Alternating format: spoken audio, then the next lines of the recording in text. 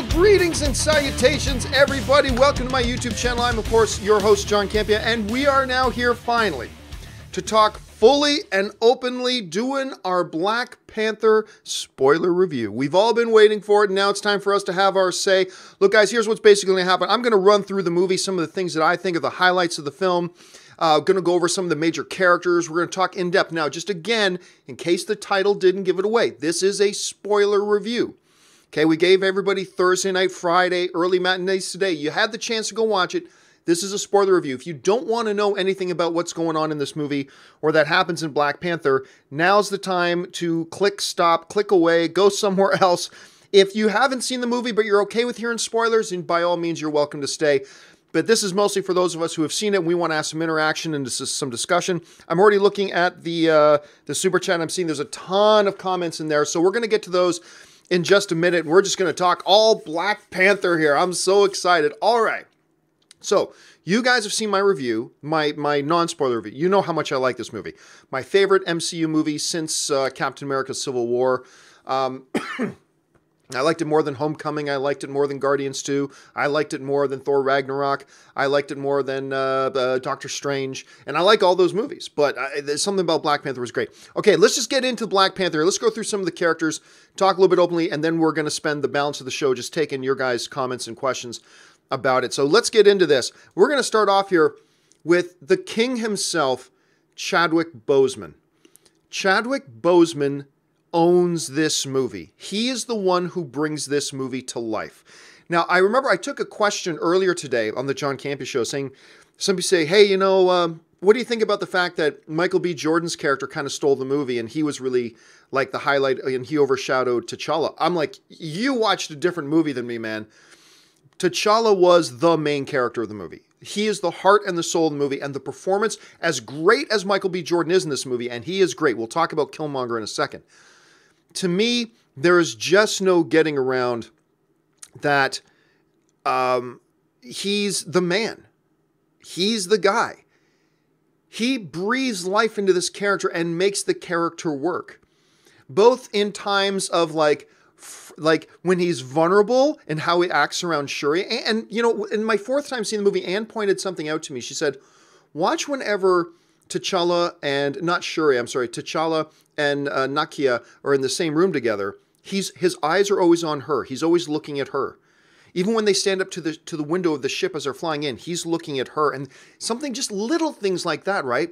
And how he is strong, monstrous king, you know, I am your king now, as he says to Zuri, you know, right? But then at the same time, he's completely, you know, vulnerable around Nakia. And I thought that was great. And it's all his performance. His performance is the driving engine to me of what makes Black Panther so good, about what makes Black Panther special, and about what makes Black Panther work.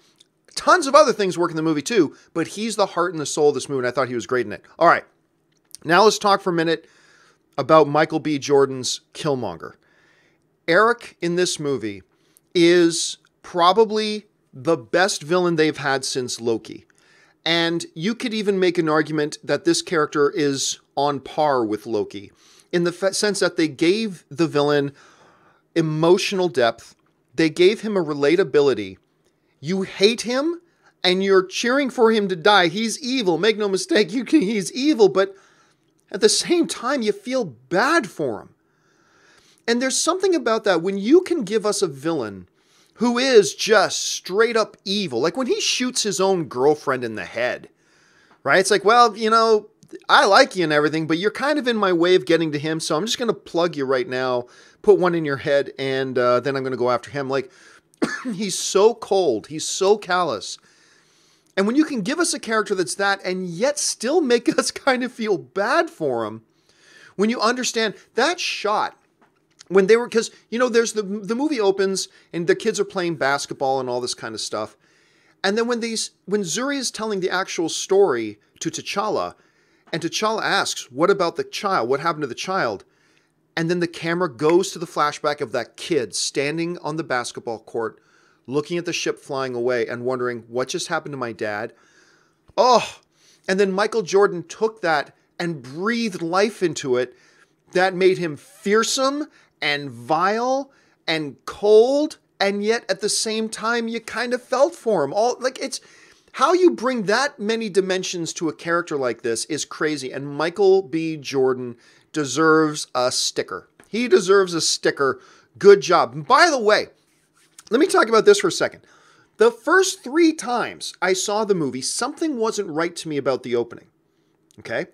Because you hear in the opening, and I'm still not 100% sure about this, but in the opening of the movie, you hear the kid's voice. Baba? Yes, my son? Tell me a story. What story? About home. And he tells him the story about home, right? I always assumed that was T'Chaka telling a story to T'Challa. But it wasn't. I'm almost 100% sure that was Njobu. That was Prince Njobu, T'Chaka's brother, telling the story to young Eric Killmonger. Because, and the first couple times, it's like, something's not sitting right with me. And then I realized what it is. Oh, T'Challa has a heavy accent. Heavy accent. But that kid's voice at the beginning saying, tell me a story. Straight American accent. He doesn't sound Wakandan at all. And then it dawned on me, oh, that's right. This is Njobu telling the story of home to Eric. That ultimately, always lives with Eric ever since. And I thought that it was T'Chaka talking to T'Challa, but I actually think it was Njobu talking to Eric. So that was just a little bit of a revelation. And who knows, I might be wrong about that. I might be wrong, but I'm like 99% sure that's the case, because why was that kid talking in such a straight American accent? You know what I'm talking about? And it's like, oh yeah, duh, because it was Eric. Anyway, that added, once I had that realization, and I'm watching the movie again for the 4th time last night, it added extra oomph to the story for me. And it made me appreciate the character of Killmonger even more. All right, I want to talk about a couple of the other side characters here that, and it's almost a shame to call them side characters. It's almost should be criminal to call them side characters. But here's the thing. Letitia Wright is going to be a superstar in this business. She plays Black Panther's little sister, Shuri. And I'm going to tell you right now, Shuri is now one of my favorite MCU characters. This girl, in a sense, she reminds me a lot of what Michael Pena brought to Ant-Man. Not that she's straight comic, not that they did the same thing, but, Michael Pena, he brought an entirely different dimension to the movie, to Ant-Man, right? And every moment that Michael Pena was on screen was just awesome. He was just awesome. Mostly because he was bringing the laughs, but he was just, every moment he was on screen. Shuri, as the smartest person in the world, remember that's what the producers of the movie were telling us, that Shuri is actually smarter than Tony Stark. She is the smartest human being on the planet. But she's got this sass about her too, and a great humor, and an intelligence, and there's an irreverence about her as well as being super smart and all this kind of stuff. But one of the best things was the way her and Chadwick Boseman played off each other as siblings. That's the part, because, my wife, Ann, she's got an older brother, Ray, who works for me and does some graphics for me.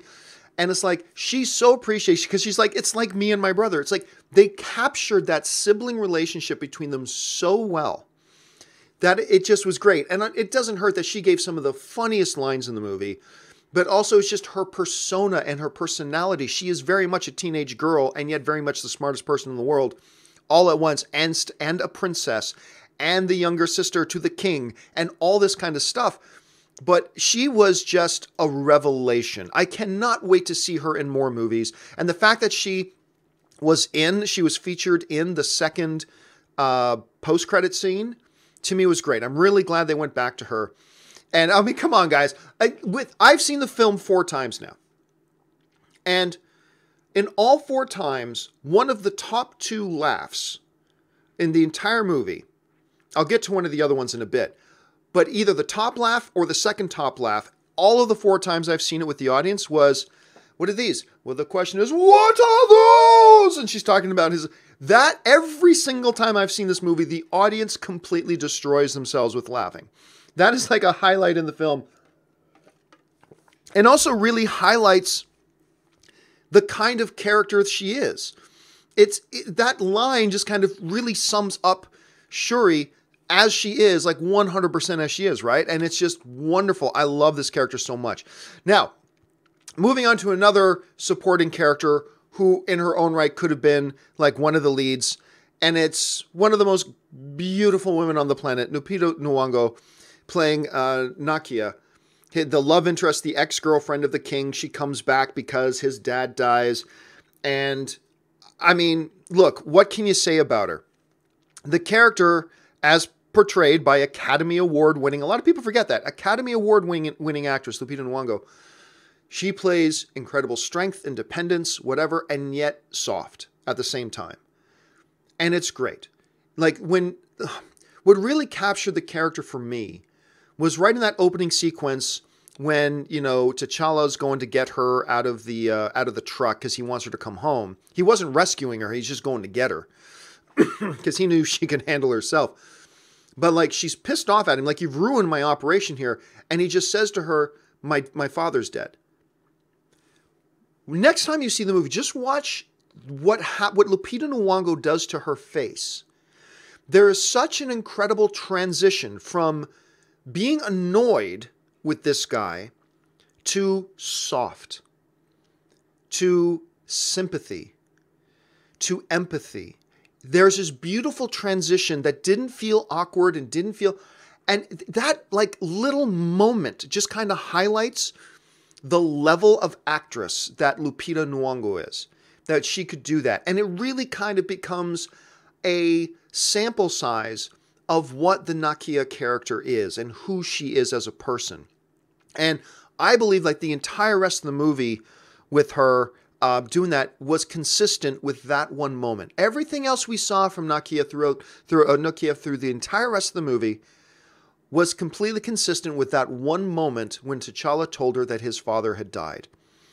And it was the strength, it was the focus, yet it was the softness all at the same time.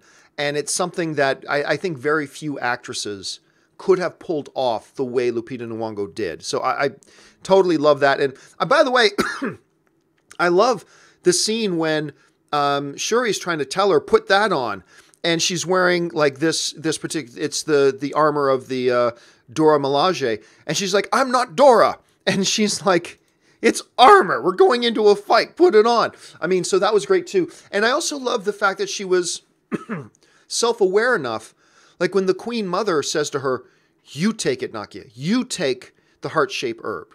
You become our Black Panther. And she's like, that's great and everything, but I wouldn't stand a chance. I love that the character is so strong, independent, self-confident, but also realistic. Like, I would not stand a chance. I'm a spy. I'm a badass, but I'm not a flat-out warrior. I wouldn't stand a chance against Killmonger. And I love that the character is self-aware enough at the same time. And just so many good things about her character there. Okay, now let's go to another character here in Black Panther that every moment that this character is on the screen, my enjoyment level of the movie goes up a notch or two. And that is the leader of the Jambari tribe, the great gorilla, man-ape, M'Baku. M'Baku steals every single scene that he is in. He is so great in this movie, played by actor Winston Duke, okay? He's so good, this character. Like, because even when he comes out in the first act of the film to challenge for the throne, he's acting a little bit like a dick. Yes, he's acting like a dick, but at the same time, if you go back and listen to what it is he's complaining about, you could see why he's like, for the good of the country, I need to overthrow this dude. Because he comes out, they're pissed off. Not because you guys haven't been nice to us, Jambari. No, he wasn't pissed off about that. He comes out, first of all, you've got our technology being developed by a child.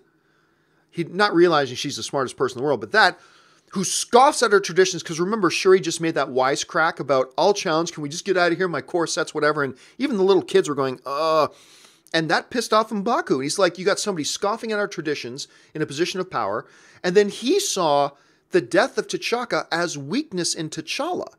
Like, he wasn't just trying to piss off T'Challa when he said, you couldn't even keep your own father safe. That's a terrible M'Baku impersonation, by the way, but you get it.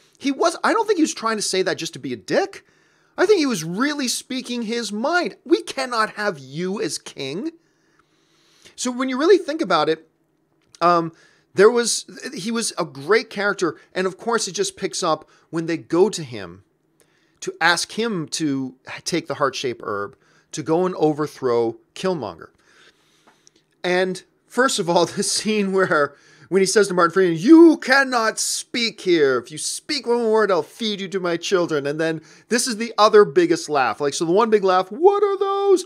The other big laugh every time I was in the theater with this was, "I'm kidding, we are vegetarians." No way those dudes are vegetarians, by the way. But anyway, because we are vegetarians. One of the best laughs in the entire thing. And then when he's talking to T'Challa later, he's like, "I could use an army." "Oh, I bet you could."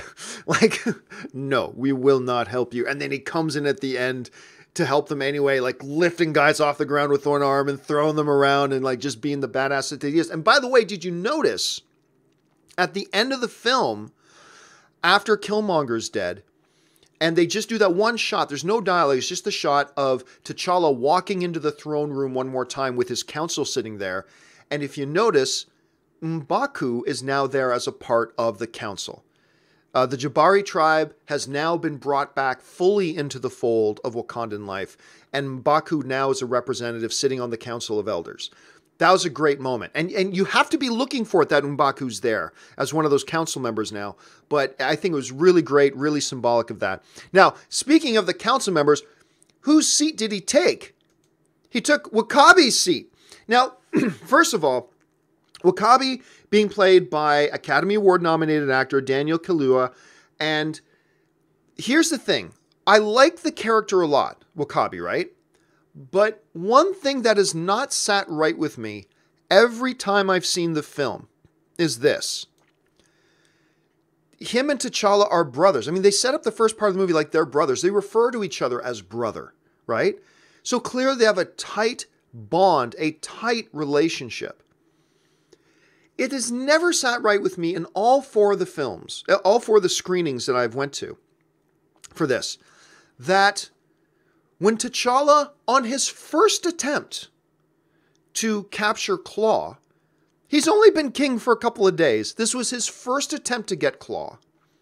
He messed up. He failed. It's not like he decided, "Nah, I don't want to get Klaw." No, Klaw slipped through their hands. Upon failing on his first attempt, W'Kabi turned on him so strongly that he was willing to kill him. That he was willing to see T'Challa die so this other guy can get on this throne, because this guy brought us Ulysses Klaw. Never mind the fact that any moment T'Challa could have said, "Oh, he brought you Klaw? Did I mention he's been working with Klaw for over a year? He's one of Klaw's partners. Oh, you're just glad he killed Klaw? Did I mention that his dad is the one who helped Klaw set off those explosions that killed your parents? And this guy's been working with him." Why T'Challa never brought that up? Because that would have ended the conversation pretty quick, right? But it never, and I understand that it would hurt him. I understand that W'Kabi would feel hurt that T'Challa failed to bring Klaw back. I get that, yes. I've had friends that have disappointed me, but then am I like, "Now I want you to die"? That didn't quite work for me. The performance was great. In many ways, I really love the character, but that level, it didn't work for me. I understand the narrative point, because for Killmonger to come into the country, he needed somebody that would almost be his advocate, and W'Kabi became that. But it just didn't work for me, and it didn't work for me all four times that I've seen the film. And upon thinking about it, it still doesn't work for me all that much. But now let's talk about W'Kabi's girlfriend. And one of the other people that practically steals every scene she's in, Okoye. Okoye, the baddest person on the planet, played by, I always forget whether it's Danny or Denai. I'm going to say Denai. I believe it's Denai. Guria, who plays Okoye. What a badass. You know what? One of the things I love about Okoye is that they set up right near the beginning of the movie, her the way she sees herself with one of the very first lines. When they're flying in to go get Nakia, right? And Okoye picks up her spear, and T'Challa goes, no, don't put it down. I can handle this myself. You know everything you need to know about Okoye when she just goes, and puts her spear down. Right there, you know everything you need to know about that character. And I ate it up. I fell in love with that character without a single word, just with her going, and put her spear down. I was in love with the character the moment she did that. Then, of course, they had Don't Freeze and all that kind of stuff. She's great. And then whenever they're going to the South Korean club and like Lupita Nyong'o and Chadwick Boseman are flirting, he's like, are we going to get into any trouble tonight? And she's like, depends how quick we finish the mission. And Okoye, focus on the mission, please. Thank you. And complaining about her hair. But one of the best badass moments of the entire movie was they're chasing Klaw's men through the streets of Busan, right? And Okoye gets up on top of the car and she throws her spear, and the spear goes right through the rear windshield, through the front windshield, into the ground in front of the car, and the car hits it and just comes to a complete smashing stop. I love that scene. And I also love, look, the way she played it too, the conflict she has in her. When Killmonger assumes the throne and she has that really important conversation with Nakia, Nakia's saying, you got to come with us so we can plan an overthrow. And Okoye's like, overthrow? I am vowed to serve that throne no matter who sits on it. That was a key moment in the movie. I am vowed to serve that throne no matter who is sitting on that throne. I ain't overthrowing it. My heart's with you, but I serve the throne. And that was great. And then that consistency happens later in the film when T'Challa comes back and she realizes, challenge ain't over yet. That means he's still king. I'm going to kick your ass now, Killmonger. Killmonger has the power of the Black Panther, and her Dora Milaje are able to go toe-to-toe with Killmonger. That was just great. I just love the character so much. Hey, listen, we spoke about Njobu, King T'Chaka's brother, for a second, played by Sterling K. Brown, of course, who is on the show. He just won like an Emmy and a Golden Globe for his work on This Is Us, playing Killmonger's father. Wonderful way he played the role. I really loved it, especially when he realizes that James was actually Zuri from Wakanda. They're spying on him, like the hurt in his face and all that kind of stuff. He played wonderful. And of course, we got to talk about the Queen Mother herself, Angela Bassett, was great. I was kind of afraid that Angela Bassett, being the transcendent being that she is, that I would just see Angela Bassett, right? But no, she became the Queen Mother. She just became the character, Ramonda. She just became the character and became the mother. If there's anything I would put in that I would want slightly changed in her performance, and this isn't on her, this is really on the writers, I would say it's just been 1 week since her husband died. Maybe a moment, if we could see a moment or two of grief from her still dealing with the death of her husband, that would have been kind of cool, but they didn't, and that's totally fine. She played great as a mother. Okay, now, let's talk about for a second Andy Serkis playing Ulysses Klaw. Like so many other people in this movie, absolutely steals the show when he's on screen. I thought the Klaw character was fan-frickin-tastic. So great that when Eric kills him, I'm like, come on! He's great. This character's awesome. Don't kill him off. But you know what? Then I get over it because I realize as the story progresses, you realize that needed to happen for the story. And story comes first. Characters are there. Actors are there to serve the characters. Characters are there to serve the story. And the story, the death of Ulysses Klaw, was a vital part of the progression of the story. It's what gets Killmonger in. It's his key to get into Wakanda, to get into the position to assume power. And once you realize that it was the character died, Klaw dies in service to the story, then I'm okay with it. But it still hurts a little bit because he was so good. One of the killer lines, I missed it the first time I saw the movie because so many people were laughing. But the second time I saw it, I got it. When he's talking to Martin Freeman in the casino, and Martin Freeman's like, "It's quite an entourage. You got a mixtape?" Actually, yeah. Hey, get him the link to the SoundCloud. It's like, no. I don't want to hear your music. That was just awesome. And then the way he handles the interrogation. I mean, I loved him. I love the character. I'm bummed out they killed him, but I get it. They killed him in service to the narrative, and that's the important thing. And it served the narrative, and it set it up great. And by the way, we talked about Martin Freeman for a second. Let's talk about him for a second. The Everett Ross character, on its surface, and I noticed this more and more as I watched the film, Everett Ross, if you're not really paying attention to the movie, you would be forgiven if you thought, oh, Everett Ross, he's just there as the dumb white guy. He's like just the comedic thing. But think about it for a second. Everett Ross, he represents narratively the conundrum that Wakanda faces. Do we get involved with the world or do we not? And that conundrum becomes personified in Everett Ross when he risks his own life to save Nakia. Like, when Nakia was going to die, she was going to die, she was going to get shot and die. He throws himself in front of her, might kill himself. He doesn't even know her, basically. And yet he throws himself in front of that bullet to try to save her. And now he becomes the physical manifestation, the representation of the conundrum that Wakanda faces. Do we get involved with the world or do we not? Do we save this man's life, who is only dying because he served us? He sacrificed himself to protect one of ours.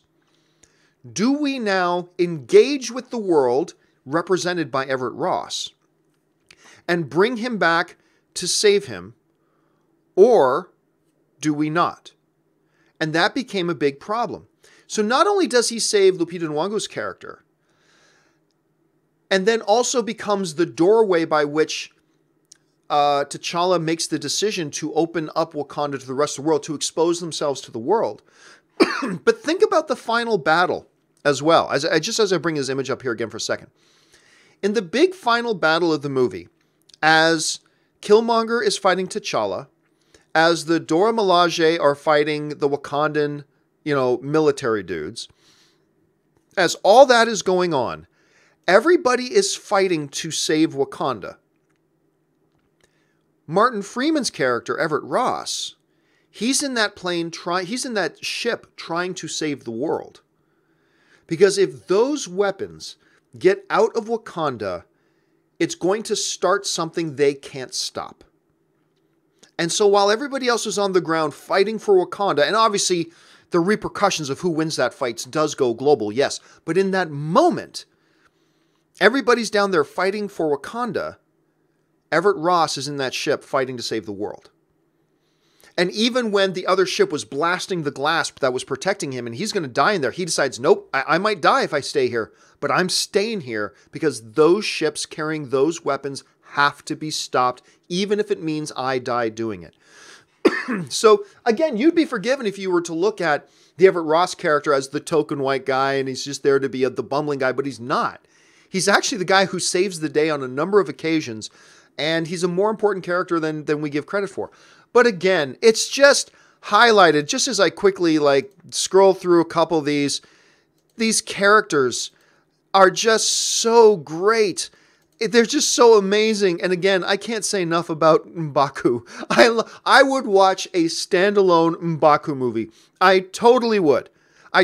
Now, before we go to live questions, let's just talk for a second about the post-credit scenes. Neither were vital, except for, you can make an argument that the first credit scene at the UN was vital, because it does something that I did not think the Black Panther movie would do. I don't know if you remember this. A few months ago on the John Campea show, somebody asked me, hey, John, do you think maybe in the movie that when Black Panther comes out that maybe Wakanda will reveal themselves to the world? And I said, no, I don't think they'll do that because that changes everything. Once the world knows that Wakanda's there and that technology, that changes the world. And I don't know if they want the entire world to change. So no, probably not. Yep, they did it. he stands up at the World Council. One of my favorite lines in the movie: in times of crisis, the wise build bridges, the foolish build barriers. I love that line. It's great. But in that moment, he is revealing to the world, and they say, we're going to set up an outreach center and all that kind of stuff. And that's going to play, it's going to be interesting to see how the MCU handles that. Because that has the potential. Now, maybe they'll say that Wakanda is only going to slowly roll out things. They're not just going to suddenly turn over, they're 20 years more advanced than the rest of the world. They're not just going to suddenly drop 20 further years advancement on them. Maybe they'll just slowly roll out, do foreign aid, take in some refugees, slowly start to educate people on advancing technology, and take it slow. If they do that, then the MCU won't be jarred too awful much. But if they handle it the other way, then it could be very, very jarring to the MCU. The second post-credit scene was cool, but not earth-shattering. We know Bucky's in Wakanda. All they really revealed to us is that they've taken him out of cold stasis. And apparently they've healed his mind. Because when he's talking to Shuri there at the end, he sounds totally fine. He's just totally fine. I feel good, he says. Thank you. So he's good to go. Other than that, it was an unnecessary post-credit scene. It was still cool. I will sit through the credits every time I go to see this movie to watch it. It's cool. But it doesn't change anything in the MCU like the T'Challa at the United Nations scene changes the world. That changes the world.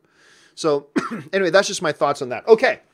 Now, you guys have been firing in tons of super chat questions. So I'm going to say this right now. No more super chats. I'm going to get through the ones that we have here. And please don't send in any more because I simply won't be able to handle them. That's just the truth. So let's get on to the super chat stuff, hearing what you guys have to say about all this. And we start off with Curtis Lopez, who writes, took my mom to see it last night, and she loved it. She said it made her even prouder to be black. With the film showing our people in an inspiring and uplifting light, I felt the same way. That's awesome. It's so amazing that the power of movies does that for us as human beings. And I love that you were able to have that experience. I love even more that your mom was able to have that experience, which, by the way, good on you for bringing your mom to it. I love taking my mom to movies, so good on you. Not enough sons take their mothers to go see movies. Take your mom to see a movie, man. Find out what she wants to see. Take her to see a movie. And it's so funny. Not funny, it's sad. When I hear some people say, oh, no, it's not that big of a deal. Who cares? I mean, there's other movies with black people in it. You know what? You can say that all you want. But when I'm talking to my viewers who are African American and black and stuff like that, and they're telling me what it means to them and what it meant to them, so you can run your mouth all you want and theorize all you want. The reality is we're hearing from a lot of people that it did give them that experience. And I think that's awesome. And again, I mean, that wouldn't make a bad movie a good movie. Black Panther is just a great movie. And on top of that, it's giving people those experiences. And that's the magic of the movies, man. It's just awesome when the movies can do that for us. Okay, let's move on to the next one. And the next one today comes to us from Anthony M. And Anthony M. writes, personally, the only downside I saw was that many scenes that showed the Black Panther suits in action were very CGI heavy and not in a good way. You know, I've heard some other people say that. I will disagree with you on that, except the only time it was really an issue to me was in the final scene when T'Challa, you guys know what I'm talking about, right? When he tackles Killmonger off of his sister and they're fighting as they're falling down the cavern. Down the vibranium cavern. That looked very CGI. And there were a few moments in that fight that looked kind of CGI to me as well. And that was unfortunate. For the most part, I thought it was, even in Busan, in the South Korean stuff, as he's flipping around cars, I actually thought that looked really good on screen. But that scene, as they're falling down especially, and they're fighting in the air, that scene did feel like it could have been done better. I'll completely agree with you on that one. That definitely could have felt better. Sam Fisher writes, Coogler is 3 for 3. This movie is amazing. Wakanda felt like a living, breathing society. The women are powerful. He goes on to say, M'Baku was my favorite character based on the little narrative exposition was get about his ancestors. His views were totally believable. Michael B. Jordan is my favorite MCU villain. He used the Machiavellian tactics and ethics, but his motives were understandable. Well, first of all, yeah, Coogler. I mean, what can you say? Coogler has crushed it. He is now 3 for 3. That's why I kind of, on my show earlier this week, I kind of compared him to Ben Affleck. He's like the new Ben Affleck. Ben Affleck who came out of nowhere and crushed his first 3 movies that he directed. So now you've got Fruitvale Station, you got Creed, and now you got Black Panther. He is going to be one of the hot names in directing now for a while. And M'Baku, of course. And I love that speech between M'Baku and that he gives, the thing he says to T'Challa at the end, he goes, "You talk of us. You're the first king that's been here in hundreds of years. And now you're talking about us." And that was great. I mean, I always believed his motivations. I always believed in the character. And again, I think Loki is still my number 1 favorite. I'm pretty sure that Loki is still my number 1 favorite Marvel villain, but definitely Killmonger goes right up near the top of that list now. Absolutely he does.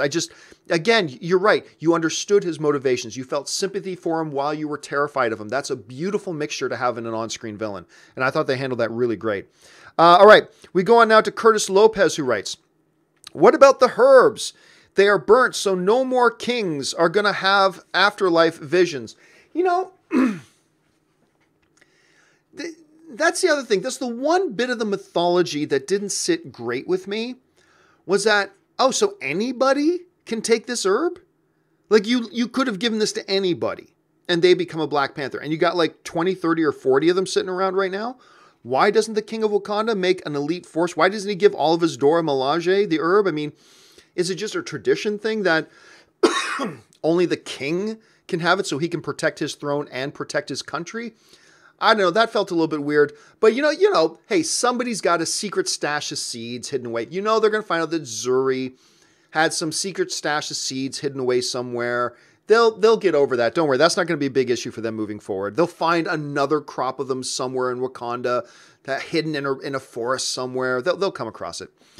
Sam once again writes, "Boseman T'Challa is a man who has lost his biggest hero, his father, and unsure about being king. He betrays that strength and power, but doubt perfectly." Absolutely he does.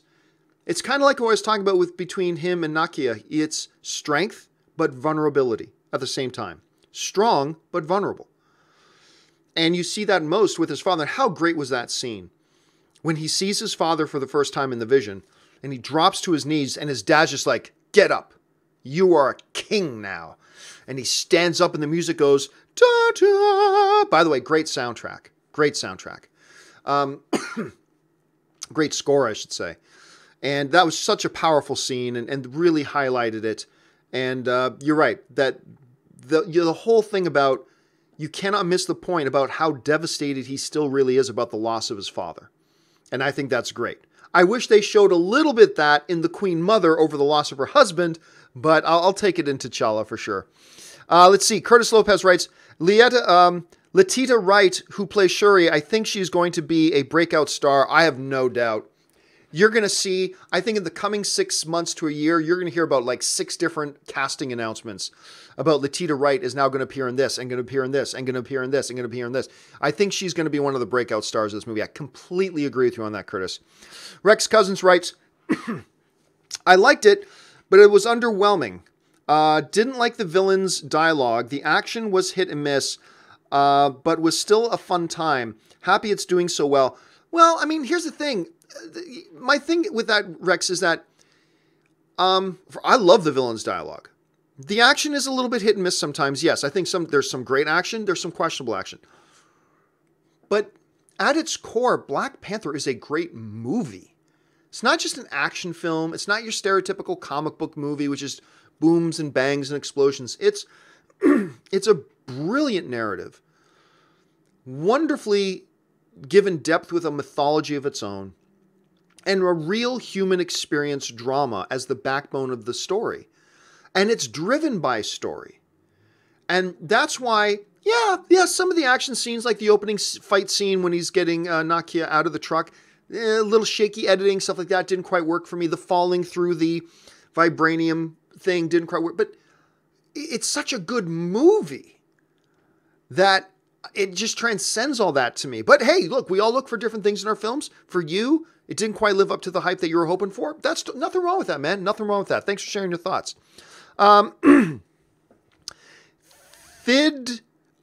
Thibodius writes, hey, Johns, greetings from Niagara Falls. I just spent New Year's in Niagara Falls, Ontario, as a matter of fact.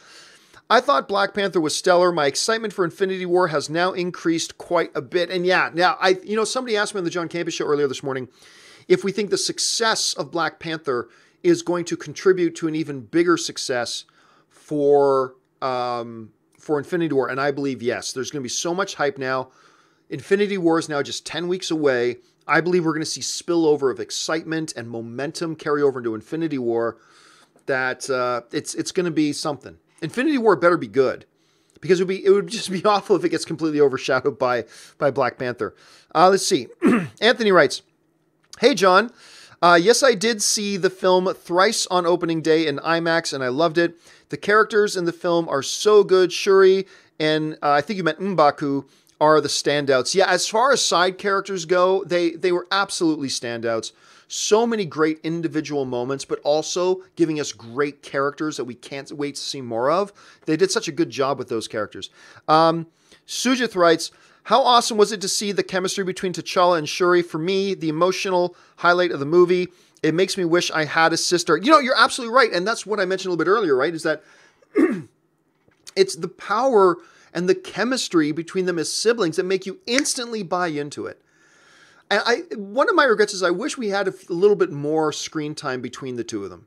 I really would have liked to have seen more screen time between the two of them. Although, how great was that dialogue as they're standing in Oakland and she turns to him and goes, when you said you were going to bring me to California, I thought you meant Coachella or Disneyland. I like that a lot. That was great. Let's see. Sujit then writes again, can we see Wakanda as a living character in Black Panther, like Gotham is in the Batman movies? Or do we need more world building in your opinion? Just curious to know. To me, one of the things that I loved most about Black Panther the first time I saw it was how much time they spent just in Wakanda in the first act of the film.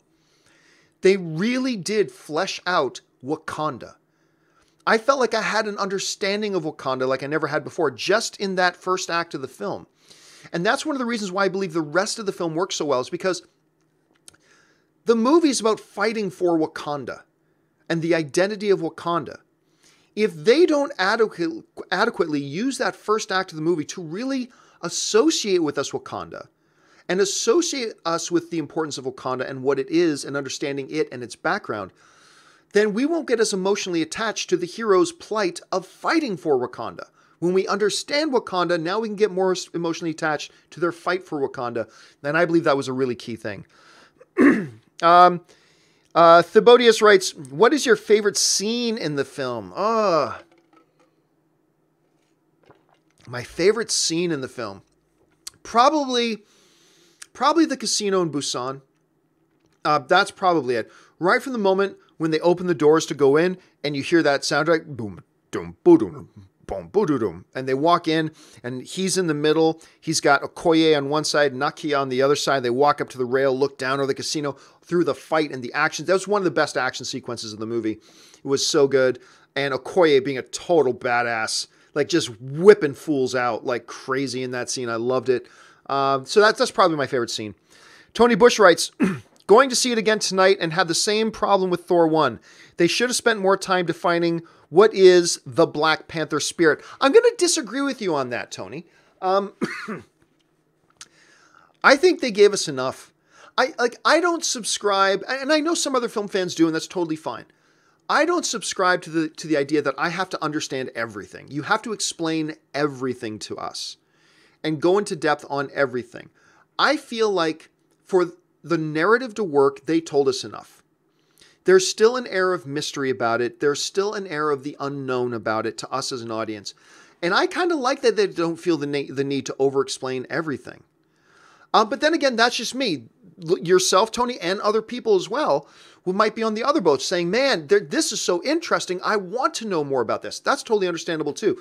But all I can say is that myself as a film fan, I'm kind of good with them leaving some things under the covers. I don't need to know everything. I don't want to know everything. So that's where I am, but you're on the other side of it. Perfectly fine.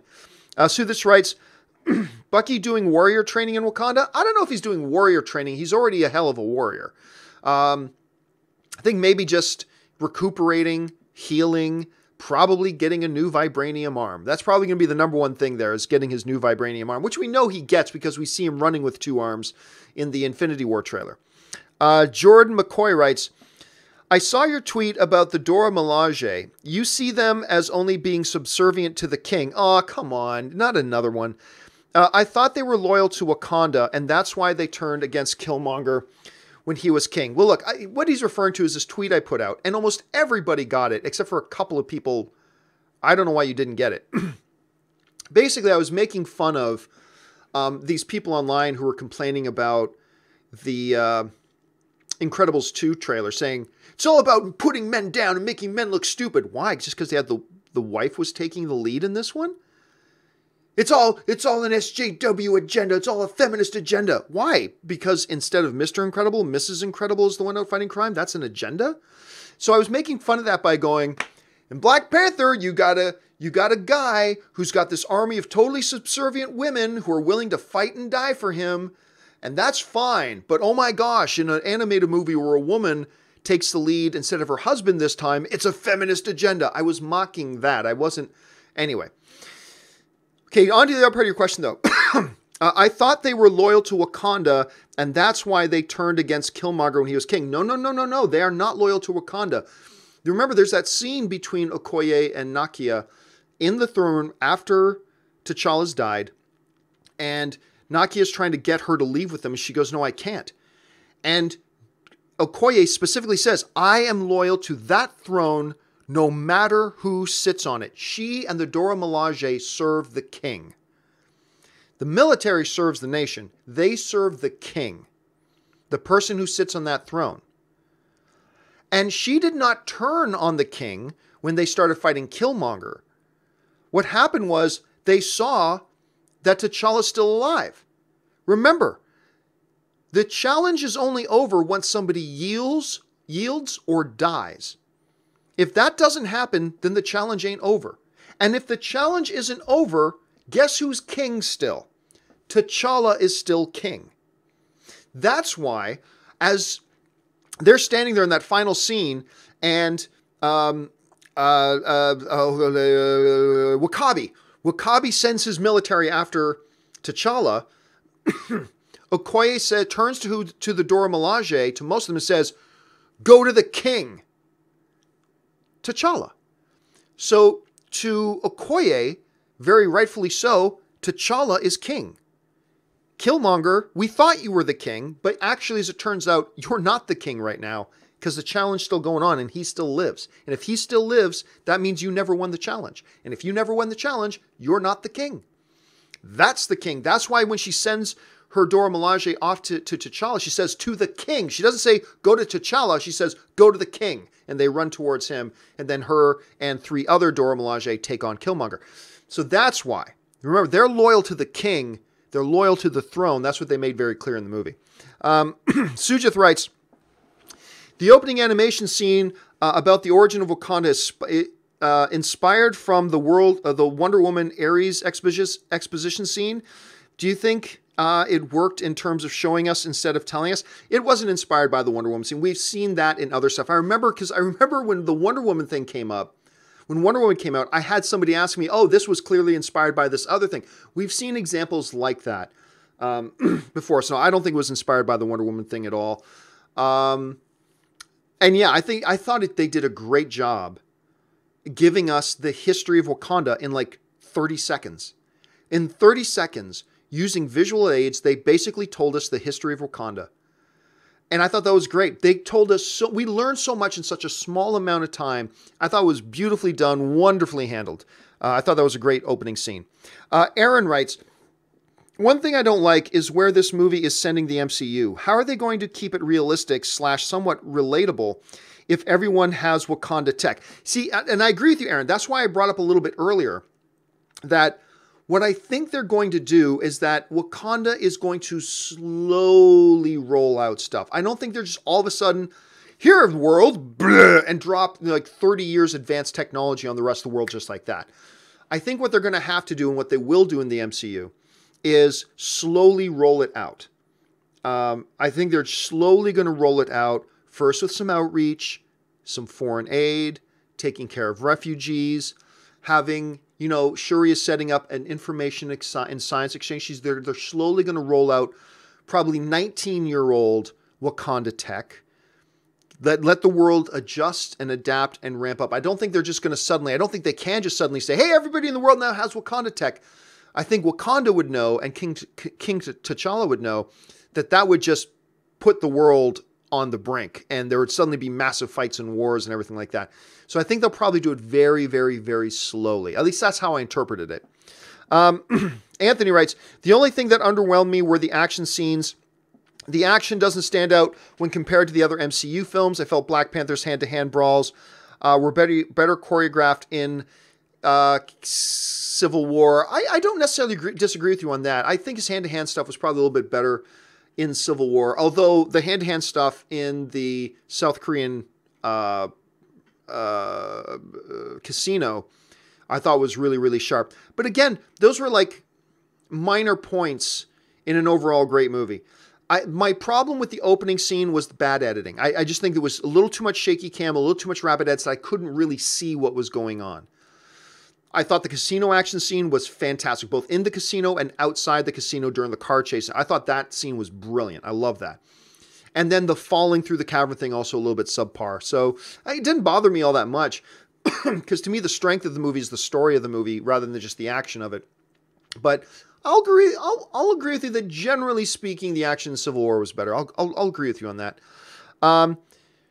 Sharan writes, the talk between T'Challa and his dad, the final scene, and that of Eric and his father both made me tear up because it was just so sad and tragic. Yeah, because in one scene between T'Challa and T'Chaka, you got T'Challa expressing disappointment in his father, who has been his hero, and realizing you were flawed. You made a brutal mistake. And now I need to clean up your mess. This guy he's idolized as his hero. Realizing he's still human. He was a human being. And then the other way, you kind of see the ghost of the father kind of regretting the path he set his son on. And both incredibly emotional, especially when the little boy Killmonger flashes to the big Killmonger sitting there with the necklace around and wipes the tear from his eye, still trying to be... Oh, such good scenes. So well done. Anthony writes, the best in the entire film, delete that footage. That was a great line. Delete that footage. That was a great line. I still maybe think either the best line was either, what are those? Or we are vegetarians. I mean, there are some other great lines in the movie as well, but definitely delete that footage ranks up there as well. Anthony writes, do American audiences cheer, clap, and howl during the film? Because in India, people go bananas in the theater on opening day. The crowd here lost it when Bucky showed up. I loved the energy. 3 of the audiences I was in had great energy. Just great, fabulous, fabulous energy. The audience I was with last night, not as much. It was good. I mean, it was positive, but the first 3 screenings I was at, people were losing their minds, and it was crazy. And yes, there was always a great reaction when Bucky comes out at the end. Tinos Vlado writes, Tino here, first time super chatter. Oh, welcome, Tino. Longtime follower, Man of Steel days. How powerful of a line was Michael B. Jordan's bury me in the ocean with my ancestors that wanted to escape oppression? It was a great line. And as far as if you're going to have a character have their last line, that's a great one to have. Bury me in the ocean with my ancestors who threw themselves overboard because they knew that death was better than bondage. And then he pulls the spear out of his... maybe he could have been saved. Maybe they still could have saved his life. And he's like, what? To put me in a cage? I took my shot and I failed. Vroom, he pulls it out himself and collapses and dies. Powerful scene. Very powerful scene. My wife Ann got choked up. Actually, you could see the little tears in her eyes when that happened. James B. writes, amazing film. The visuals were absolutely stunning. Oh, visually, it's incredible. Visually, it's incredible. Now, if you want to nitpick at the like, again, the falling through the cavern scene, the CGI, yeah, that. But when you're talking about the ships and the landscapes and the cities and all that stuff, just amazing. Just absolutely amazing stuff. Sujith writes, I have to agree with you on the rapid cuts with the first fight scene in the jungle. I like the casino fight and car chase in Korea thanks to Andy Serkis. He elevates every scene he's in. Oh, he absolutely does. You know what I missed the first time I saw the movie? When they got into the car and they're running now. Andy Serkis, Klaw, and his men are running now. And he turns to his guy and goes, put on some music, man. This isn't a funeral. he's like, put on some chase music. And then the soundtrack kicks in. That was a great line. I loved that. Curtis Lopez writes, favorite line is that T'Challa says to the UN, wise men build bridges while foolish build barriers. Again, I love that line. Especially, and the first line's important too. He says, in times of crisis, wise men build bridges, foolish men build barriers. It's a terrific line. I loved it. And I think it speaks a lot to where Wakanda is as a people. And I think that was great. Because he was talking about themselves too. Because Wakanda, their entire existence had been building barriers. Keeping the outside world out, we're going to do our thing. Now he's realizing we as a people need to build bridges. And I thought that was great. Daryl Best writes, T'Challa ingested the heart-shaped herb and became king in Black Panther. So how did he have powers during Civil War? I thought about that. And this is where I'm at. I think T'Chaka, Wakanda needs its Black Panther. T'Chaka was getting too old to be, I assume at some point T'Chaka just believed, I'm too old to be the Black Panther anymore. I'm still king, but I'm too old to be the Black Panther. So he went to the heir to the throne, the guy who's going to be king. Remember, taking the herb did not make T'Challa king. Remember, he won the combat against M'Baku, and Zuri didn't say, now let's go give him the herb so then we can call him king. No. He beat M'Baku. Zuri held up the tooth necklace and says, I now give you King T'Challa. And they puts the necklace on him, anointing him king. He became king before he took the herb. The herb didn't make him king. He was already king. So what I think happened is that T'Chaka just eventually got too old to be Black Panther, protector of Wakanda. He needed to pass that mantle on to his son before his son later becomes king. So yeah, I see those as two separate events. Becoming Black Panther and becoming king are often two separate things. So that's how I interpreted that. They don't necessarily have to happen at the same time. Okay, let's go on. Prince JP writes, John, this movie is amazing. The action, characters, and great story. Also, Shuri is my new crush. I mean, right? She's like, there's just something so charming about her. You just want to eat her up. You know, she's great, and she's got great charisma and great charm, and you just love this character. I can't wait to see her more in the MCU. Daryl writes, my favorite line in Black Panther is when Killmonger looks at Black Panther's mom and says, hey, auntie. The look on her face was priceless. And because you forget that, oh yeah, these are not only Killmonger's enemies, these are his family. Oh yeah, that's right, T'Challa's his cousin. Shuri is his cousin. That's his aunt. And it was just done so great when he goes, hey, auntie. I was just, the way Michael B. Jordan delivered those lines, so good. And also, it reminds me a lot too, was when he told the priestess, burn all the heart-shaped herb. She says, we can't. He grabs her by the throat, listening, goes, when I tell you to do something, I mean that shit. I mean, it was so well done. I mean, so many of the lines just delivered so great in so many different ways. Jerome Lim writes, I will be seeing Black Panther a second time tomorrow at an AMC theater in Vegas. I like that AMC theater in Vegas. I go there quite often. We will see it with a Screen X, a 270-degree viewing angle. Ever heard of it before? I have not. I've been in the AMC theater in Vegas, but I have never heard of that screen. I am now intrigued. I'm actually going to Vegas next weekend. Next weekend, me and some friends and Ann are going to Vegas to celebrate my birthday. And maybe I will go check that out. I mean, I'll keep my eye open for that. Thanks for letting me know about it, Jerome. Anthony writes, other than what are those joke, the rest worked. What do you mean other than the what are those joke? Are you kidding me? And the score is fantastic. The score is fantastic. Transport you to Wakanda instantly. Needed more Kendrick Lamar, in my opinion. You know what the thing is? Kendrick Lamar did not do all the music in the movie. The vast majority of the music is the score. Kendrick Lamar didn't do the score. He did like the soundtrack. Like the songs you hear. But they're two different people. I thought the score of the movie was even better than Kendrick Lamar's songs, to be honest with you. I mean, that's how I saw it. But what do you mean other than the what are those? Without exception, that was one of the biggest laughs. Every theater I was in got those. That what are those jokes is killer. I don't know what you're talking about, Anthony. You're crazy. Tristan writes, Black Panther will have the biggest opening of any MCU character. Will Marvel now use Black Panther at the forefront of their Infinity War marketing? Nah. Just because the movie's great doesn't mean you change all your plans and move things around. This one worked on many different levels, but I mean, you highlight you highlight the characters that have consistently won it big over the course of the last 10 years. Black Panther will certainly be a prominent part in the marketing, but he already has been. Like, he played a prominent role in the Infinity War, first Infinity War trailer. I don't think they're going to change that all that much, just because that's something that a lesser studio would do. Just reacting to, ooh, what's hot at this moment? What's hot at this right second? Let's do... No. That's not what Marvel does.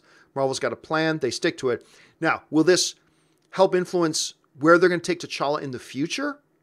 I do think it will. But will they like suddenly, oh, quick, let's change our plans right now because this happened here. And they're not a reactionary company. So I don't expect that that'll happen. Some other companies may do it, but they don't.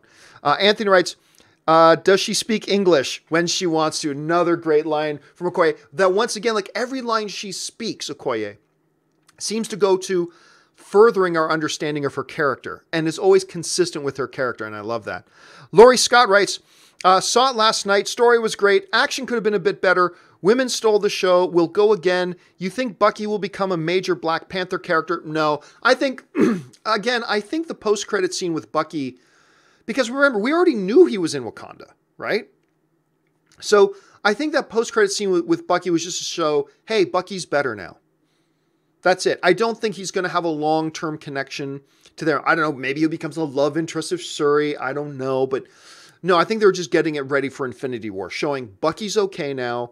So now we can go into Infinity War and use Bucky the way we want to in Infinity War. I don't think he's going to become a mainstay in a Black Panther story, but who knows? You never know. Maybe they will. The other black guy writes, T'Challa equals MLK, Killmonger equals Malcolm X. Thought. Interesting thought. Actually, well, Malcolm X wasn't that violent.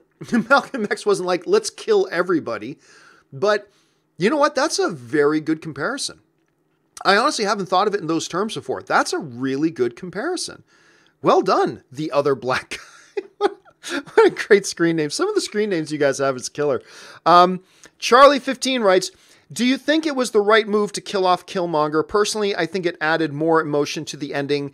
Yeah, I mean, it gave Killmonger almost a Shakespearean tragedy end.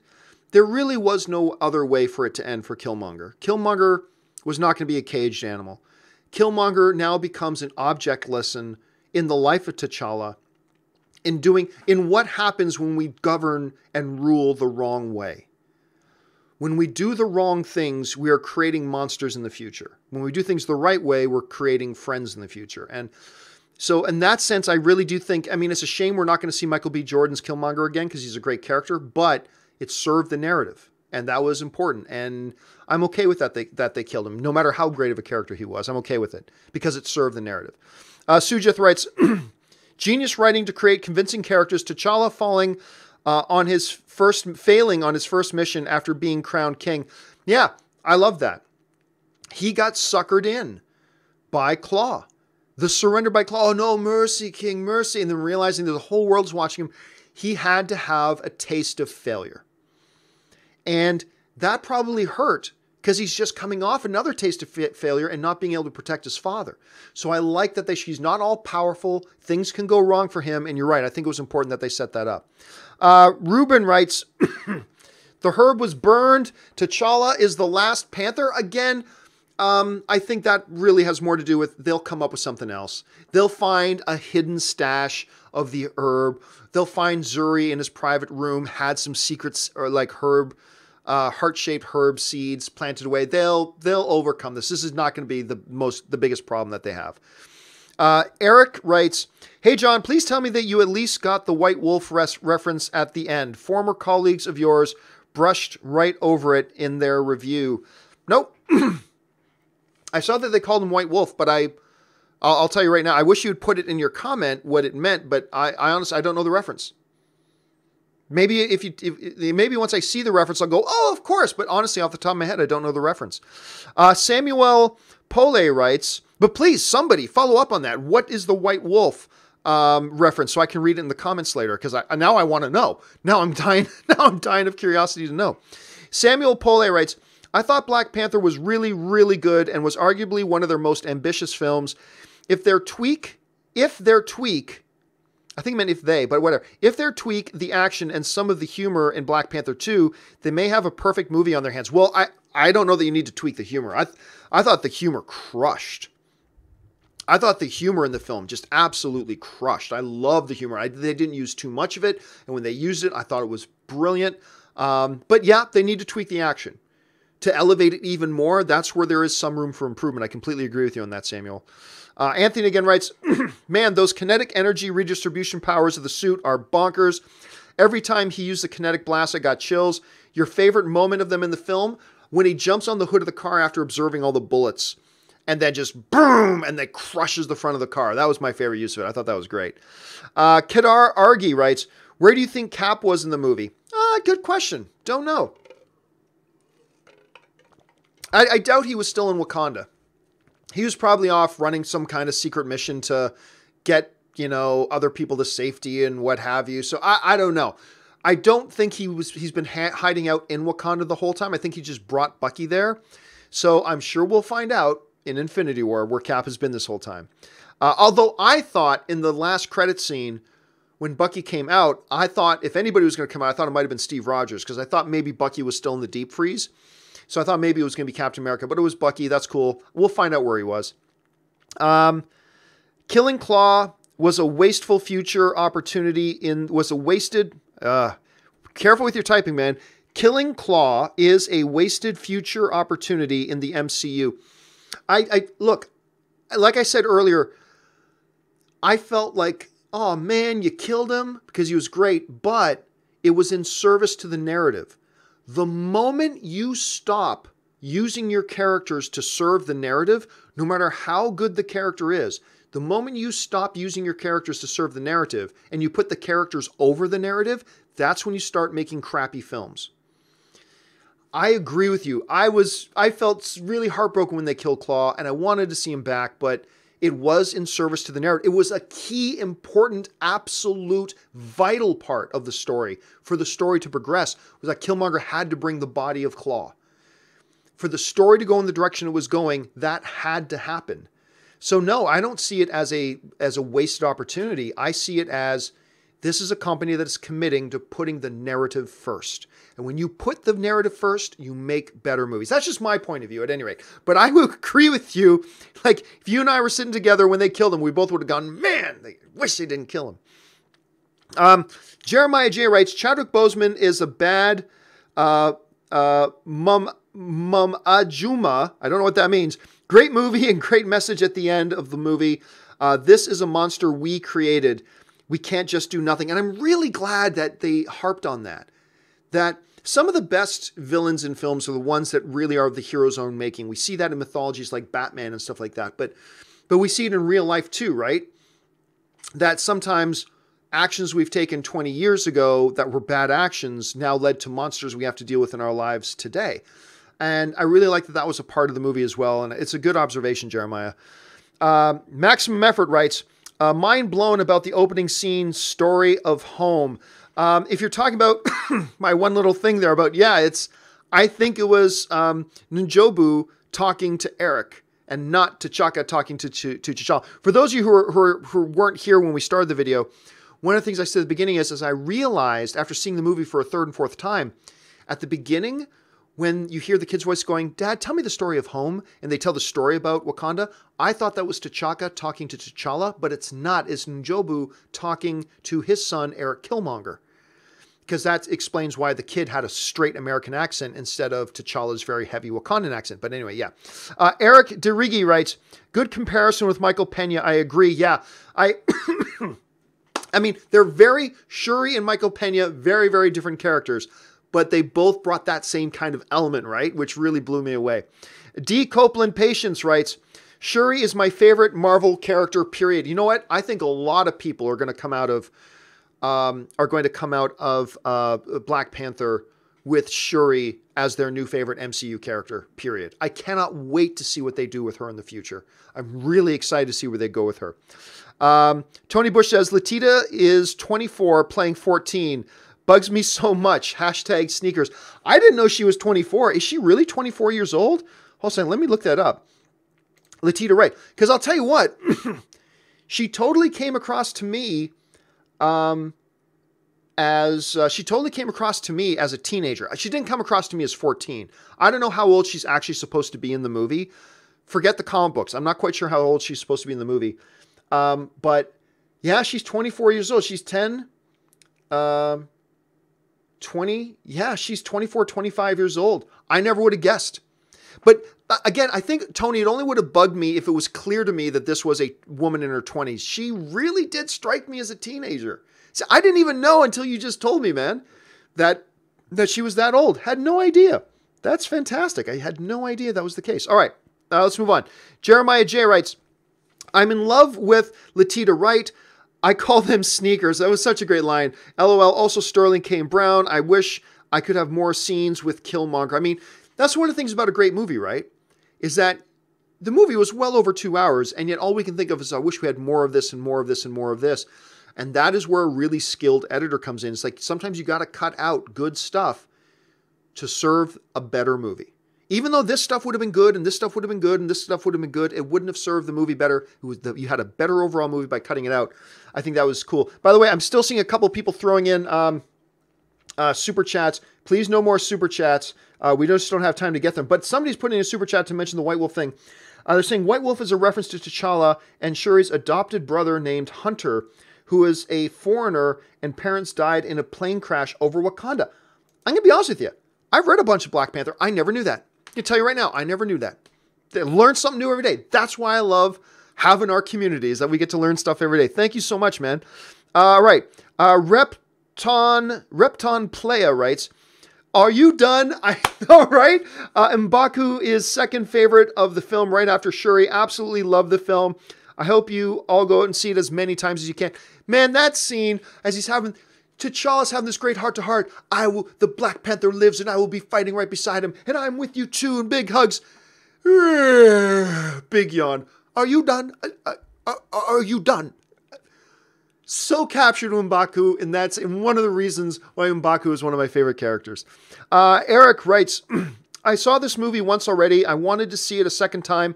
Do you recommend IMAX 2D, IMAX 3D, or as it is? I know your opinion on 3D movies. Help me out. Well, IMAX is great, as long as it's not 3D. I don't really think it matters all that much. See it in whatever your favorite theater is. That's it. If you like 3D, go see it in 3D. If you're like me and you abhor 3D, you hate 3D, go see it in anything else. But sure, man, if you can get a chance to watch it in IMAX 2D, give it a shot. I haven't seen it in IMAX yet, so I can't speak to it, but I'm sure it'd probably be pretty cool. Laurie Scott writes, will they use the herb in his blood when he died to bring Killmonger back? Do you want them to? I don't. Death was powerful. I liked it to say so. I don't think there's anything at least in the movie universe, there's nothing in the mythology that the herb brings people back to life who were dead. So, like, they got it into T'Challa when he was in a coma, and it healed him. So that's great. And you saw Killmonger's wounds heal when he took it as well. But once somebody's dead, then they're dead. Otherwise, they just take T'Chaka's body back from the UN conference back to Wakanda, pump some herb into him and bring him back to life. So I don't think they do it. I don't think that's how the movie set it up, that's how it works. It's an interesting thought, but I just don't think that's the way they're going to handle it. Andreas writes, I live in Mexico. Complete audience cheered with the post-credit line, build bridges, not walls. Well, yeah, I mean, for obvious reasons, you can tell why that's going to play really well in Mexico. Obviously, there was some alluding to some modern political issues going on. But at the same time, it really was about Wakanda speaking to itself. Was it also supposed to hold a message for the wider breadth of the political environment today? Yeah, probably. But it also was, remember, he was talking about the shortcomings of Wakanda and how they had conducted themselves so far. So, but yeah, don't doubt it that I think a lot of people got what that reference was really about. Troy Taylor writes, hello from Oregon. Thoughts on the fake death? Well, the thing about the fake death in this one was that it wasn't really a fake death. It's not like Killmonger stabbed him and then Zuri came over, he's dead, my queen, and all that kind of stuff. No, like, whenever you throw a hero into water, you know they're okay. Like when, in any movie, when the hero gets thrown into water and the villain goes, nobody could survive that fall, you know they're fine. I mean, so to me, we never saw him die. We just saw him get thrown into some water. And then we didn't see him again. So I never counted that as a fake death because while the characters might have thought he was dead, I don't think anybody in the audience ever thought he was dead. Nor did I ever feel like the movie was trying to convince the audience that he was dead. That's the thing. Fake deaths, I think, are when the movie tries to convince the audience that they're dead. I never felt like the movie tried to convince the audience that T'Challa ever died. So I don't really count that as a fake death, personally, myself. Anthony writes, with Black Panther opening up to 185 plus million for the 3-day weekend alone, making more than films like Civil War, Iron Man 3, and close to Avengers Age of Ultron, updated Infinity War prediction 230 million. It's a little too early to tell. We'll have to see as we get closer. We'll see what kind of buzz that it gets, and then we'll see where things are. Sam Fisher writes, I asked you a couple of weeks ago why they were hiding Sterling K. Brown in the marketing. Now I understand why he retroactively plays a pivotal role. You're right. And a relatively small role as well, but pivotal nonetheless. And I don't really think that Zuri was in the marketing very much either. Like, I don't know if Forrest Whitaker was in the marketing all that much either. But again, another pivotal character, both of them. Tony Bush writes, how did Killmonger know who to bring Klaw's body to? I don't know. That one, got no answer. Unless you're just going to call it dumb luck. Here's another one for you. Okay? This is another part of the film that just doesn't work for me. We just found out where Klaw is. Klaw is now back on our radar. Okay, great. Klaw's back on your radar. We found out anywhere in the world, he's going to be in Busan, South Korea at this casino doing a deal to sell the vibranium. And it just so happens, out of all the bars and clubs on the planet, and he's doing it in Busan in South Korea at some hidden little private club, and it just so happens that Lupita Nyong'o's character, Nakia, just happens to know the woman that runs that particular bar. Out of any of the bars and clubs on the planet Earth, that's the one they went to. That was a little bit too much lucky for me, which reminds me of your questions. Like, did Killmonger just get lucky by coming across Wakabi? Did he just get lucky that, hey, I just happened to land where Wakabi, the guy who most wants Klaw dead, is? That was a little bit of a stretch. I got over it, but those are two situations that were a bit of a stretch. Jeremiah writes, M'Baku, great character. Can't wait to see more of these characters. Man, I hope we get to see more of M'Baku. I want to see more of M'Baku so bad. Jordan Miller sends in a super chat. Laurie Scott writes, don't forget Wakabi did agree with Eric's agenda. Well, yes, he agreed with his agenda. But enough to suddenly turn on a guy you call brother and want him dead? Like that's the one thing that doesn't sit right with me. Like that he'd be mad at him, sure. That he'd be disappointed, sure. All that kind of stuff. But that he'd be willing to turn on the guy he calls brother and kill him just like that? That, I thought they could have handled that part just a little bit better. Jeremiah writes, Wakabi's parents' death was a big driving point to his motivation. He thinks war/killing is the only way to get those things done. Film is subjective. No, and I agree. I understand why he'd be mad. I understand why he'd be upset. But, you know, in the earlier scene between T'Challa and Wakabu, they're talking, and there's this very friendly chat. He says, hey, man, if you ever told me you wanted me and my men to go and straighten the world out, I'll do it. But he wasn't angry about it. He wasn't being militant about it. He wasn't pressing T'Challa about it. They were brothers, you know. And then just like that, not only did he turn on him, he's willing to kill him. They needed to handle that better. I think that's into this glowing, wonderful movie. That's one of the parts I think they could have handled it a bit better. Did Klaw remind you of The Dark Knight's Joker? No. No, because Joker's just in it to watch the world burn.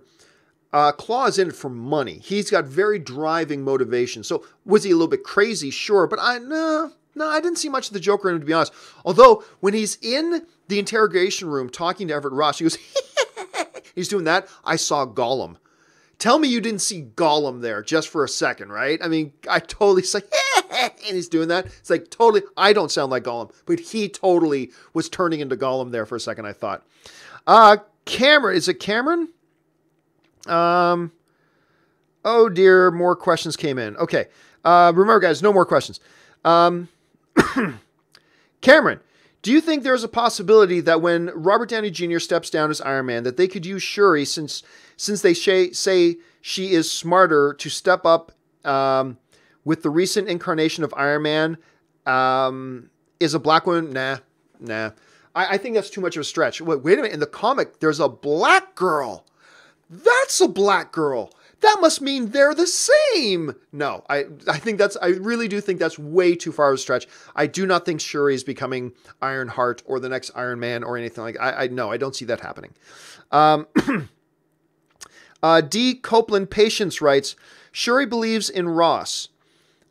She told him he can do it. He was a great pilot. He had to step up and believed in himself. Oh, I completely agree. Yeah. I mean, she completely well-versed himself in this stranger's history. She knew everything about him by the time he woke up. And she had belief in him. She knew he was a great pilot. She even configured, remember she says, I configured the controls to be American. So he would understand how to fly it a little bit better. That was totally vital. That was really, really important. Sam wrote, you forgot Forrest Whitaker. Well, no, I mentioned Zuri, it was relatively small role, but I guess no more smaller than Njobu was. So maybe I could have mentioned him. I mentioned a whole ton of people. Jordan Miller writes, favorite scene, Killmonger steals the show. I don't think he steals the show. I think he's a great villain. I don't think he steals the show. Again, though, my favorite scene is the South Korean casino scene and then the subsequent car chase as well. Ali Hussein writes, Killmonger was the best villain since Loki. In my opinion, he was evil and everything he's done was wrong, but you understand his purpose. Beautifully put. You feared him, yet you felt bad for him. And when you can do that with a character on screen and make the audience feel both of those things, that's when you've got a winner villain. And that's one of the reasons why Killmonger works so well as a villain. Okay, guys, I'm just going to fly through the last few ones here because we've gone way over time. But Charles Koofi writes, Asgard on Earth now. The world changes anyway? Well, is Asgard on Earth now? We don't know if the Asgardians get to Earth. Remember, their ship gets intercepted by what looks like one of Thanos' ships. And Thor ends up floating in space. I don't know that the Asgardians ever actually get to Earth. And if they do, I wonder if they'll just become a new Wakanda in a way that they'll just be very isolated and keep to themselves in Norway. Who knows? But the world of the MCU is changing a lot, man. Between Asgard's coming, if they ever make it to Earth, and now Wakanda, I mean, things are going to get different. Luke writes, awesome movie, saw it last night. Does Killmonger call Klaw Mandarin before he kills him? Would be a nice Mandarin tie-up. Needs a repeat view-in. I don't think I heard him. I'm just thinking about, I've seen the movie 4 times now. I don't recall hearing him say Mandarin. Maybe I'm wrong. Now I got to go. Well, you've just given me an excuse now to go back and watch it a 5th time. So I'm going to have to go back for a 5th time now and watch that. I don't recall it, but in the chat board, guys, throw in some thoughts. Did you ever hear him say Mandarin? I don't think I did, for whatever reason. Ali Hussein writes, I was a little disappointed that they killed Killmonger. Sure, absolutely great character, but I believe in the sense of the narrative and what purpose that character was and becoming an abject life lesson really for T'Challa and Wakanda as a whole. I think the character needed to die. It's always sad when a great character dies, but when a great character dies in service to a narrative, it's all the more special. I think this one was all the more special. Daniel Dwyer writes, John, love Black Panther. Incredible. Reason people use short-term to movies or use acronyms. BP equals Black Panther in Super Chat is because it costs more money for the longer the chat. Oh, that's true too. Just, you can't be mad at me. If you use like acronyms, you can't be mad at me if I don't know what it is you're talking about though. So there's a little bit of a balance there. Sam Fisher writes, in the comics, the herbs are poisonous to anyone without royal blood. Being Njobu's son, Eric has that royal blood. Okay, yeah, but How many people have royal blood? Does Nakia have royal blood? Because the Queen Mother said, Nakia, you take it. Was the Queen Mother trying to kill Nakia? And by the way, what's royal blood? In this Wakanda, somebody can come out and challenge from a different tribe and beat you in combat. Now they're royal blood. And their kids will be royal blood. Also, M'Baku is with the Jambari, and they've been separated for 1,000 years. So, for that to make sense in the movie, remember, this isn't the comics, this is the movies. For that to make sense in the movies, that means the Queen Mother was secretly trying to kill Nakia, because she says, no, Nakia, you take the herb. Like, if it was poisonous there. So, that might be the case in the comics, but clearly that's not how they were treating in the movies, or else the Queen Mother was trying to kill Nakia. And that would be bad. Let's see. Eric writes, White Wolf was the leader of the Black Panther secret police, also his adopted brother. Yeah, somebody else mentioned that. Thank you for bringing that. That's something I never knew. Never knew that. And now, thanks to you guys, I know something I didn't know before. Edgar Navarro writes, since Michael B. Jordan was crowned king and has died, will he be in the ancestral plane with the other kings? Well, remember, technically, while they pronounced him king, technically speaking, he was never actually king. He acted as king, but he never won in ritual combat. So in the history books of Wakanda, the line of T'Challa won't be broken because he never lost a challenge. He was still alive. Everybody thought he was dead, but he was actually still alive. He was still king. So I don't think he'll be in the astral plane. Asmer Junkie writes, love Forrest Whitaker. Why is his character not getting much love? I love Forrest Whitaker. Do you remember when I said a little bit early that I was a little bit worried with the Queen Mother that Angela Bassett, because she transcends life, that Angela Bassett, I would get lost in there's Angela Bassett and not the Queen Mother. I did feel that with Forrest Whitaker in the movie a bit. And it wasn't his fault. It's just, I don't think it was, like, I would have cast him like that. This is one of those things where he's a great actor. He's an Academy Award winning actor. Cast him absolutely. But it just, to me, it just didn't work out. He's a great actor. He gave a great performance. But I always saw Forrest Whitaker instead of Zuri. Not to mention, here's the other thing, right?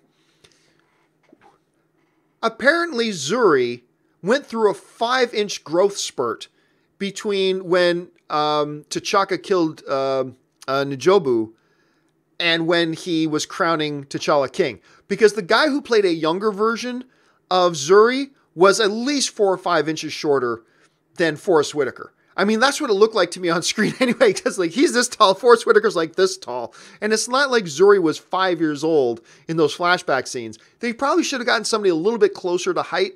If he's going to play a slightly younger Zuri, maybe they should have got somebody a little bit closer to the height.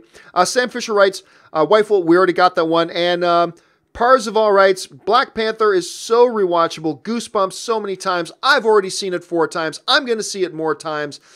And there you have it, guys. There is our in-depth spoiler review, open discussion, talking about Black Panther. I love this movie. I've seen it 4 times already. Probably going to see it a 5th time before the weekend is over. And I have had a great time talking Black Panther with you guys. I even learned a couple things that I didn't know before. There you go. Like White Wolf. That's really cool. Maybe he becomes like an adopted brother to Shuri. And that's great. I mean, I'm sure most people probably missed it because I missed it. So that's great to know. Anyway, guys, that'll do it for me. Listen, guys, since you're around here, if you're not subscribed to my YouTube channel, take a second, subscribe to my YouTube channel. Leave your thoughts on Black Panther in the comments section below. That'll do it for me, guys. What a great day. I'll be back again, of course, tomorrow for the next episode of the John Campea Show on Sunday morning. Make sure you join me then. That'll do it for now, guys. My name's John Campea, and until my next video, bye-bye.